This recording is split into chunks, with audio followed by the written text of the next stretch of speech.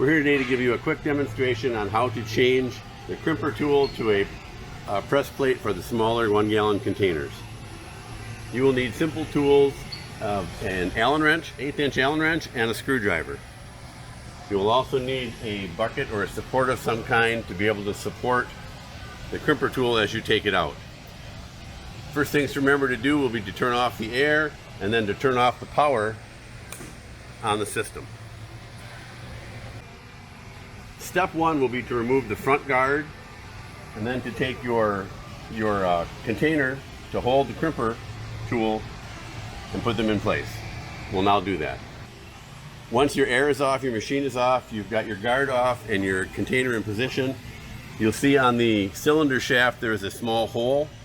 That's what the screwdriver is for, is to hold it in place. Then you simply start unthreading it. You can pull the screwdriver out and then totally unthread and the whole reason for the container that you see in a second is just for that, is to be able to hold it when it comes out.